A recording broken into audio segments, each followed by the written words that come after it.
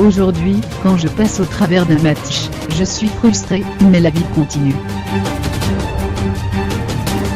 Point. Et elle est belle. Au lendemain de sa prestation ratée, plombée par une grossière erreur, dans le choc de la 18e journée de Ligue 1 contre l'Olympique Lyonnais, Steve Mandanda peut se raccrocher à cette sagesse qu'il a lui-même énoncée, dans un long et rare entretien publié par le quotidien L'Équipe quelques heures avant le choc OL-OM, dimanche 17 décembre 2017. Le gardien iconique de l'Olympique de Marseille, revenu avec bonheur sur la Canebière, l'été dernier après un intermède délicat d'une saison en Angleterre à Crystal Palace, et évoquant toute vérité avec la journaliste Christine Thomas des moments particulièrement marquants de sa carrière, sur le mode d'une interview de Giroud. Celui de football l'a fait pleurer.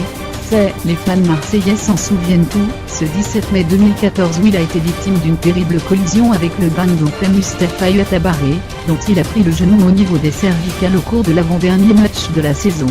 J'ai encore en moi l'image du choc, et la douleur que j'ai ressentie, raconte Steve Mandanda, 32 ans. Je retombe au sol puis je perds connaissance. La suite a tout aussi dur à encaisser. À l'issue des examens médicaux, le portier de l'OM apprend qu'il ne pourra pas jouer la Coupe du Monde au Brésil. Mais juste après, poursuit-il, ma déception est atténuée quand on me dit que j'aurais pu devenir tétraplégique. Il souffrait d'une fissure au cervical, de la rédaction.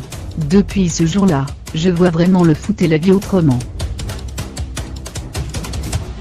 Cette nouvelle capacité à relativiser les choses, Steve Mandanda, père d'un jeune Sacha, 8 ans, n'aura pas mis longtemps à la mettre à l'épreuve, victime la même année d'un grave accident de la route sur lequel il avait à l'époque gardé le silence, et dont il fait aujourd'hui le récit détaillé. J'étais sur la file de gauche de l'autoroute, il pleuvait à verser, je venais de doubler 2 poids lourds.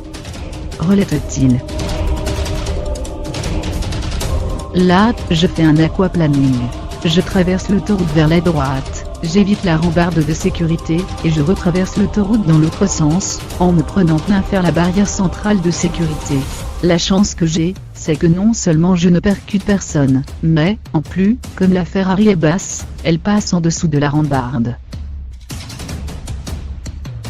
Le capot est coupé au milieu, mais sans autres dégâts. Je m'en suis bien sorti, mais je suis passé tout près du drame. Ça s'est joué à rien, d'autant que l'autoroute était chargée. J'aurais pu mourir ou provoquer un carambolage et prendre une vie. C'est peut-être le jour où Dieu m'a aidé. Ces deux événements m'ont appris à faire attention, mais aussi à profiter de la vie. Ça m'a beaucoup changé en tant qu'homme. Mes proches y ont ressenti. Parmi les autres jours que Steve Mandanda se remémore pour l'équipe, il y a de bons moments, comme le jour du titre de champion de France 2010 avec l'OM. Comme de moins bons, à l'image de celui, en novembre 2009, où il a compris qu'il avait perdu sa place de titulaire dans la cage de l'équipe de France au profit du Goloris, de la Grevec Nisna qu'il aimerait pouvoir effacer ou encore de sa boulette, une relance qui se transforme en passe décisive pour l'attaquant adverse, lors d'une défaite contre Valenciennes. En 2012. Et il y a un moment qui n'existe pas encore, j'attends le jour où on va soulever la Coupe du Monde en Russie en 2018. Nous aussi. Steve Mandanda, le jour où je suis passé tout près du drame.